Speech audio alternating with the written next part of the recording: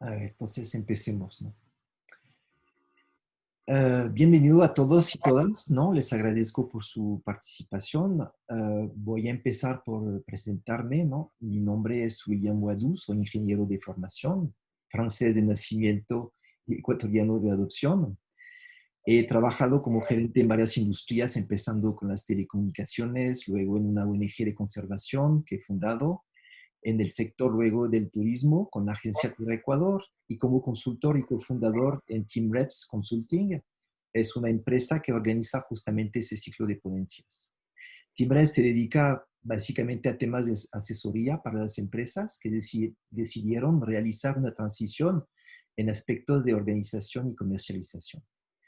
Hoy día tengo el placer de recibir a un ponente quien personalmente me impactó por su trayectoria, ya que investiga en temas poco convencionales que considero esenciales para los retos que nos esperan. Está con nosotros Pedro Raibiel, profesor de Economía del Comportamiento en la Universidad Ramon Llull de Barcelona, involucrado en varios grupos de investigación en economía y finanzas desde 2018, miembro del Comité de Evaluación Económica de la Agencia Estatal de Investigación de España.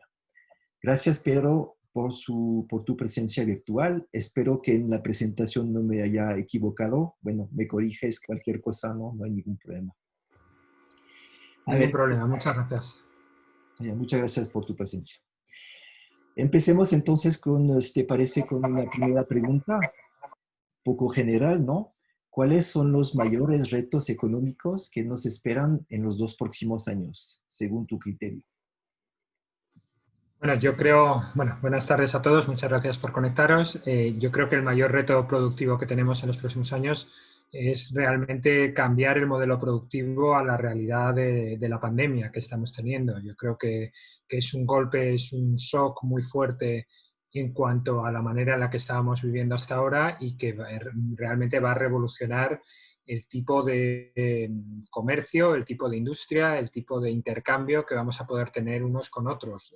Países como España, desde donde yo hablo, que basan su economía fundamentalmente en el turismo, pues tenemos un reto por delante espectacular, ¿no? Porque no sabemos ahora de qué vamos a vivir y realmente vamos a tener que cambiarlo. Y además ha sido como un segundo shock cuando ya sabíamos, y en esto yo creo que otros ponentes hablarán luego, cuando ya sabíamos que era necesario cambiar el sistema productivo, lo que pasa es que por los retos climáticos que se nos estaban enfrentando, ¿no? Entonces yo creo que esto ha acelerado ese cambio y por mirar las cosas de una manera positiva, pues yo creo que lo que nos va a hacer es tomar medidas para decidir realmente, bueno, ya es que no hay opción, hacia dónde queremos orientar la economía teniendo en cuenta las limitaciones que tenemos. Una de las limitaciones es que nuestro modelo productivo está realmente matando el planeta y el otro es que, bueno, hemos llegado a un momento en el que nos estamos matando a nosotros mismos por una epidemia, ¿no? Con lo cual vamos a tener que reconvertir qué vamos a hacer.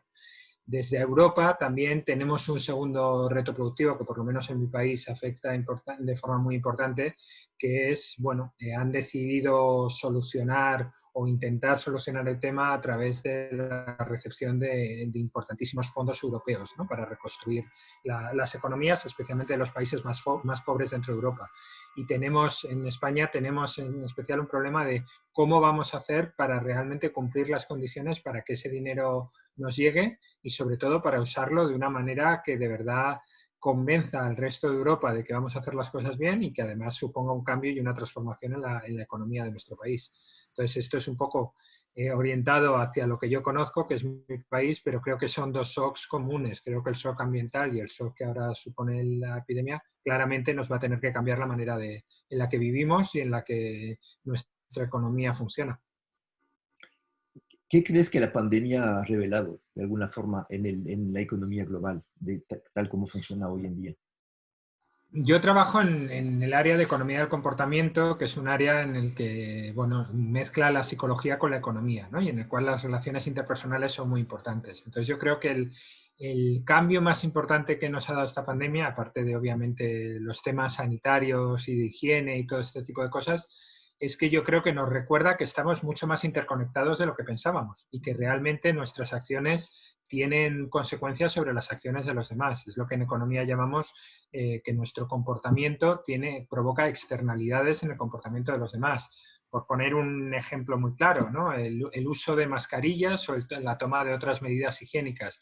Bueno, pues hasta al principio de la epidemia todos pensábamos que era algo que dependía un poco de nosotros, que sí que era una cosa en la que nos estábamos protegiendo, y ahora nos hemos dado cuenta que al contrario, que casi debes usar la mascarilla, debes usar el higiene, no por ti, sino por los demás, para parar el ciclo de infección, ¿no? Entonces nos hemos dado cuenta mucho más de esa interconexión y a la vez nos hemos dado cuenta de que quizá somos más egoístas de lo que pensábamos, que en el momento en el que ponernos una mascarilla o no ir a un cierto sitio porque nos apetece ir, pero no podemos ir, etcétera, nos cuesta mucho más el trabajo porque realmente no internalizamos el efecto que eso puede suponer en el riesgo para otras poblaciones y en particular pues para poblaciones de gente más madura, de edad mayor, que han sufrido un riesgo mayor, ¿no? Yo creo que uno de los temas interesantes de esta epidemia, interesantes y tristes, es ver cómo la solidaridad intergeneracional pues no se ha cumplido, ¿no? En muchos países, por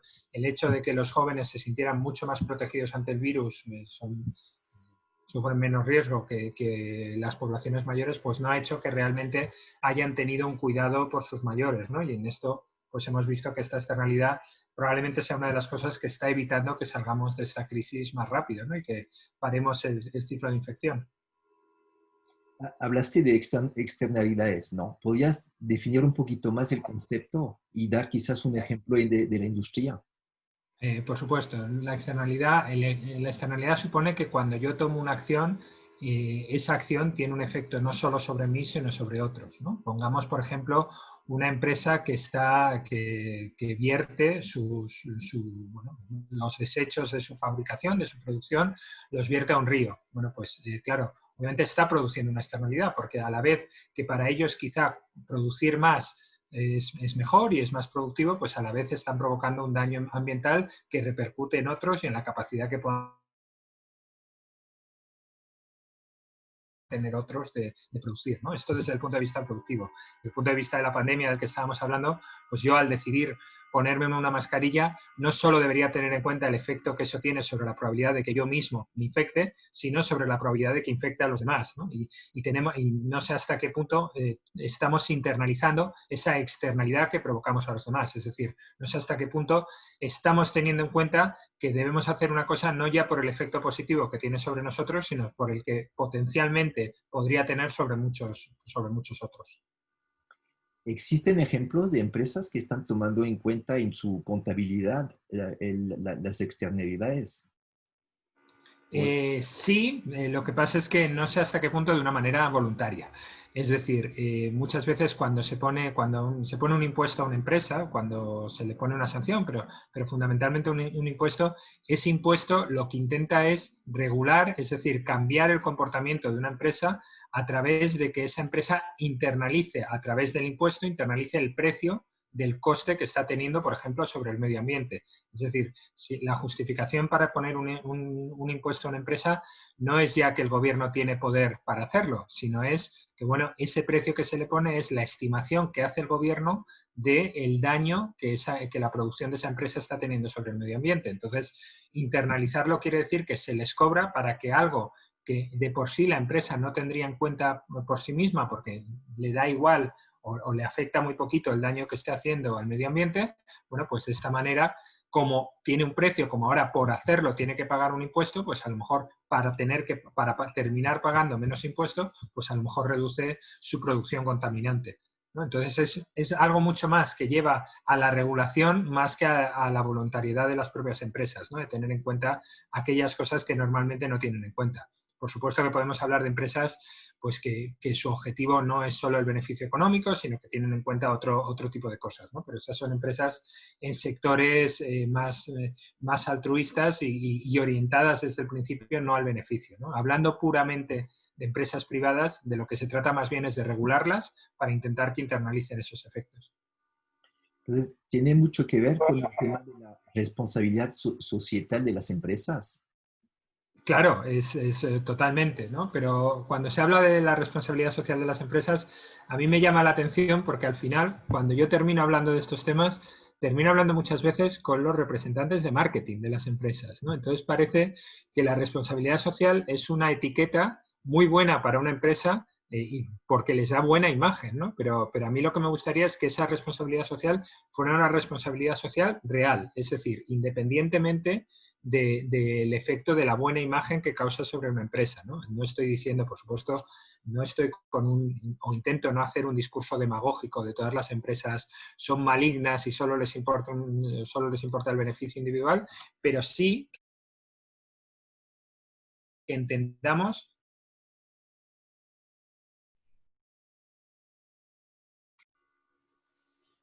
William, ¿ahora? Sí, sí, sí, perdón, sí, se desconectó. No pasa nada. Tenemos problemas de la técnica. Em, Tengo una otra pregunta, ya que tu especialidad es el comportamiento, ¿qué clase de cambio en el comportamiento de todos se requieren? Bueno, podemos hablar, me imagino, de comportamientos tanto individuales como de organizaciones, ¿no? Públicas. Colectivos. Sí.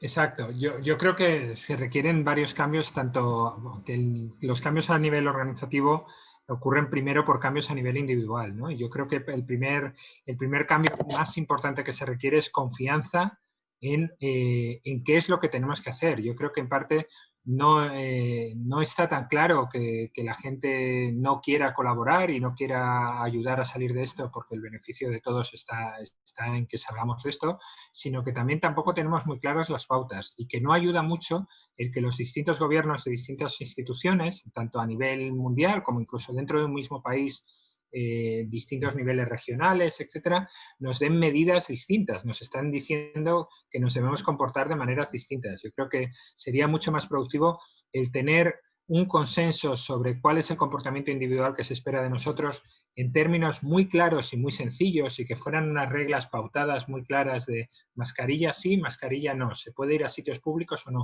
pero que fueran tomadas con un consenso lo más grande posible, porque el problema es que cuando distintas personas te están mandando o te están exigiendo distintos comportamientos, al final no sabes a cuál agarrarte y cuál es realmente el mejor, ¿no? Y se produce una pérdida de confianza que al final lleva a decir, bueno, pues si ni siquiera las instituciones médicas o gubernamentales saben lo que queremos hacer porque tienen distintos criterios, ¿cómo voy a decidir yo? ¿No? En el fondo, muchas de nuestras decisiones se basan en sentirnos bien con la decisión que hemos tomado.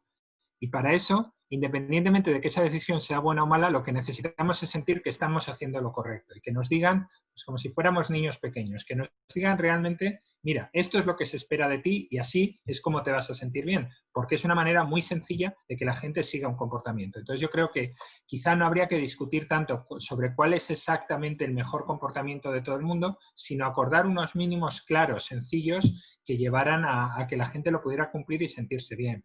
En economía del comportamiento hablamos de varias cosas. Una lo llamamos el sesgo del status quo, que nos lleva muchas veces a no comportarnos de una manera distinta, a no ser que nos demuestren claramente que otro comportamiento tiene una ventaja, ¿no? Y muchas veces nos dejamos llevar por la presión del grupo, por la norma, por lo que hacen los demás. En el momento en que viéramos que los demás siguen un comportamiento y que eso es la norma y es lo que se espera de nosotros, probablemente nos resultaría mucho más fácil cumplir con ello. ¿Existen bloqueos psicológicos que impiden que la gente cambie? Existen muchos bloqueos psicológicos que impiden que la gente cambie, ¿no? Este es el área de la economía del comportamiento, en el fondo, es el intentar incorporar la psicología a cómo toma la gente las decisiones, ¿no? Y tenemos lo que llamamos sesgos. He mencionado el sesgo del status quo, pero tenemos también otros muchos sesgos. Otro es el de la incertidumbre. Nos cuesta mucho más tomar decisiones que pueden tener resultados inciertos. No sabemos comportarnos. Una cosa es muy sencilla, es cuando nos digan, mira, si haces A, B va a ocurrir. Pero el problema es cuando te dicen, si haces A, B puede ocurrir con cierta probabilidad, pero C puede ocurrir con otra probabilidad. En ese momento, cuando los resultados son inciertos, nos cuesta mucho más tomar decisiones. Y todavía más si esas decisiones, esos resultados que pueden ocurrir, ese B y ese C, además, son distintos, por ejemplo, cuando hablamos de ganancias o de pérdidas. Es decir, no nos comportamos igual cuando el resultado de nuestras acciones puede ser positivo que cuando puede ser negativo y podemos perder algo. Se estima, y en esto Richard Thaler, premio Nobel de Economía de hace 3 años, tiene toda su investigación sobre esto, bueno, pues se estima que la gente se comporta como averso al riesgo cuando puede ganar cosas, pero en cambio se arriesga mucho más cuando lo que intenta es evitar una pérdida, ¿no? Entonces no es lo mismo presentar las cosas, esto es otro efecto importante. Cuando se presenta una decisión, simplemente con presentarla como puedes ganar esto o presentarla como puedes no perder esto, nos lleva a que nos comportemos de manera totalmente, radicalmente distinta, ¿no? Y por tanto es muy importante anticipar si el comportamiento buscado que queremos es uno que va en una dirección, cómo presentarlo, si lo queremos presentar, por ejemplo, en términos de ganancias o en términos de pérdidas. Yo había leído que existen también unos sesgos heredados un poco de la época prehistórica, digamos, ¿no? Cuando tenían que cazar mamuts o para comer, etcétera. Esos sesgos siguen acá, ¿no es cierto? Están en nuestra cultura. Igual Claro, son problemas. la evolución va mucho más lenta que la tecnología y la sociedad. Entonces, de lo que habla Daniel Kahneman, otro premio Nobel, un psicólogo que fue premio Nobel de Economía, de lo que habla Daniel Kahneman es que dice que básicamente nuestras decisiones las tomamos con uno de dos sistemas. Tenemos dos sistemas. Un sistema 1, que es intuitivo, rápido, que nos permite tomar decisiones muy rápido, y un sistema 2, que es mucho más reflexivo, que a la hora de decidir nos lleva a sopesar los pros y los contras, los costes y los beneficios de una decisión, ¿no? Entonces, de lo que habla Kahneman es de decir, bueno, el problema es que muchas decisiones con las que estamos acostumbrados a tomar de una manera intuitiva y rápida, bueno, pues en su momento tenía toda la lógica. Cuando te perseguía un mamut hace miles de años, era normal que uno no se parara a pensar, bueno, ¿debo correr o no? ¿Hacia qué dirección? No, venía el mamut y tenías que salir corriendo. Entonces, una decisión rápida e intuitiva funciona muy bien. El problema es que ahora ya no nos persigue tanto el mamut. El problema es que muchas decisiones las tenemos que tomar, las deberíamos tomar de una manera más reflexiva, pero las tomamos con el sistema 1, seguimos siendo intuitivos, ¿no? Entonces, el saber qué tipo de decisiones tomar con cuál de los dos sistemas es importante, y además, bueno, nosotros en nuestras clases y en nuestras conferencias ponemos ejemplos muy divertidos de gente que les presentas un problema que parece trivial y que la respuesta que te dan inmediatamente a ese problema es un error. Siempre es un error porque la toman de forma intuitiva. Cuando si se paran a pensar y se lo explicas, con darles 10 segundos más de pensarlo, hubieran tomado una decisión totalmente contraria. Entonces hay este problema de desajuste entre la forma en que tomamos las decisiones y el tipo de problemas que en la sociedad moderna tenemos que enfrentar. Desajustes de decisiones que deberíamos tomar de forma intuitiva, les dedicamos demasiado tiempo, y al revés, decisiones que deberíamos tomar pensándolas, las tomamos demasiado rápido. Entonces, en ese caso, sí necesitamos cambiar esos comportamientos, ¿no? Que son dañinos para la sociedad y el entorno, el ambiente. ¿Cuáles son las herramientas que están a nuestra disposición para impulsar esos cambios? Pues mira, precisamente mañana doy una clase que se llama Behavioral Change, cambio de comportamiento, ¿no?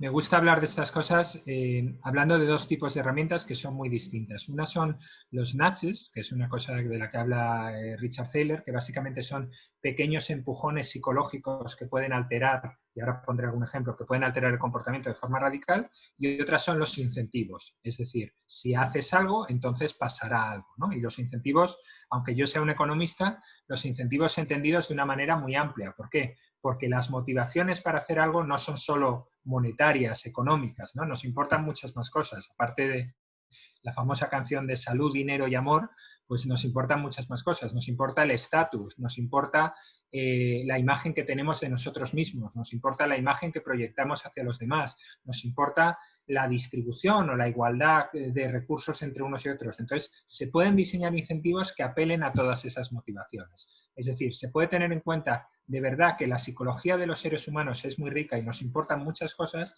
para diseñar incentivos que realmente apelen no a la primera cosa de no a la primera motivación de así puedo ganar más dinero, sino a muchas otras motivaciones. Y desde el punto de vista de los nudges, pues se descubre que hay muchas cosas que hacemos de una manera muy mecánica y que realmente si nos dirigieran psicológicamente hacia hacer las cosas de otra manera, como no las pensamos mucho, pues tampoco nos costaría mucho cambiar nuestro comportamiento. Un ejemplo muy claro, por ejemplo, de cambios de comportamiento a través de nudges. Pues, por ejemplo, el clásico ejemplo de conseguir que los niños en las escuelas, en la cafetería de las escuelas, coman de una manera más sana. Una de las cosas que se ha comprobado es que el orden de presentación de las diferentes comidas que pueden elegir los estudiantes en una cafetería influye muchísimo a lo que terminan comiendo. Es decir, si la primera comida, cuando van en la línea recogiendo con su bandeja las cosas, la primera comida que encuentran es algo poco sano, pues lo van a coger inmediatamente. Y después no cogerán las opciones más sanas. En cambio, si las primeras cosas que les ponemos son sanas, quizá las cojan porque ya las tienen ahí y una vez vean que su bandeja ya tiene la comida sana, aunque después vengan los helados y las patatas fritas, pues ya no los cogerán porque ya los tienen. Es decir, podemos influenciar con pequeños cambios, tan tontos como el orden de presentación de las opciones, podemos llevar a que la gente elija opciones que socialmente podemos considerar más preferibles. ¿Podrías dar otro ejemplo de nudge o incentivo?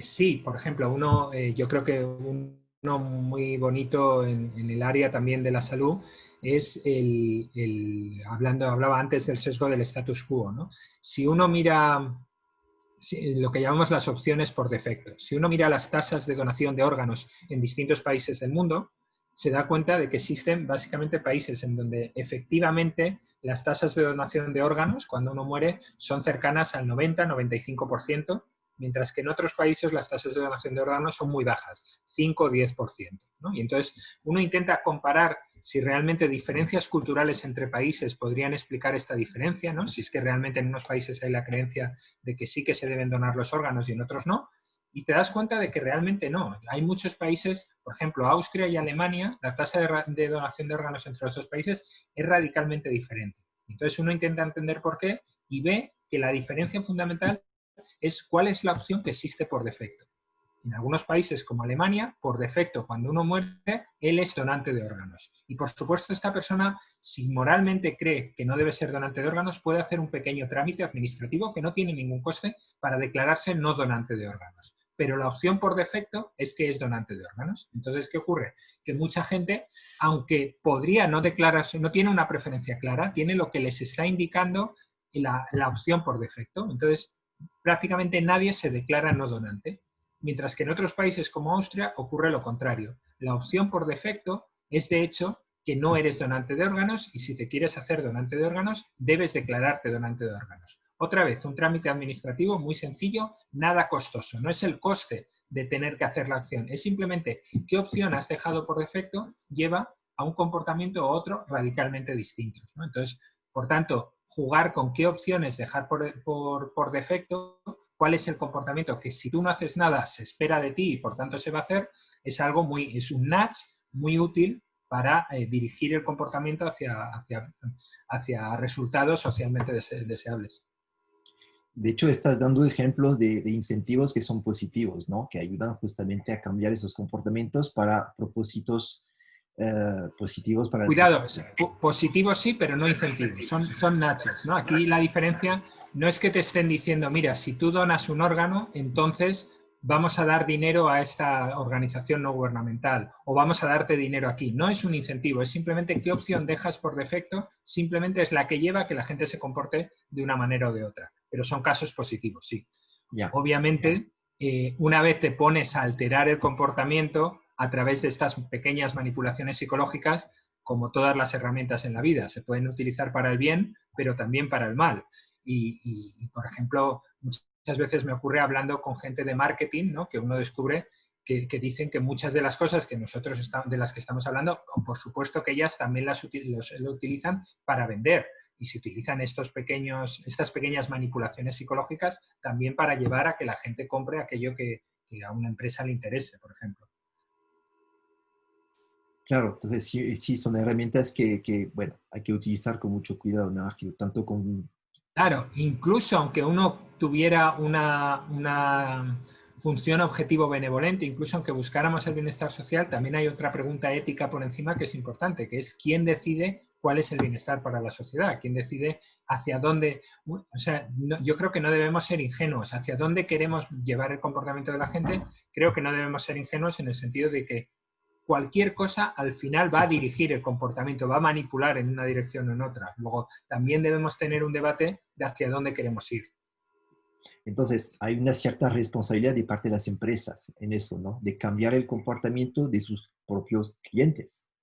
Por supuesto, sí, claro, esto yo creo que este comentario me parece especialmente interesante, ¿no? Cuando hablabas de responsabilidad social de las empresas, bueno, quizá a lo mejor esa responsabilidad social de una empresa no se basa tanto en que ella en sí misma tome acciones en una dirección, sino en que se preocupe porque sus clientes sean los que tomen acciones en una dirección. Es decir, a lo mejor si queremos ir hacia un mundo desde el punto de vista ecológico más sano, ¿no? Queremos un mundo más limpio, pues a lo mejor la empresa puede ayudar, puede facilitar a que el cliente termine tomando decisiones de consumo que sean más sostenibles. Más que los propios medios de producción de la empresa sean más sostenibles, a lo mejor lo que puede hacer, y el efecto mayor no es tanto lo que hace la empresa en sí, sino a lo que lleva que hagan sus propios consumidores. Y eso puede tener un impacto muchísimo mayor.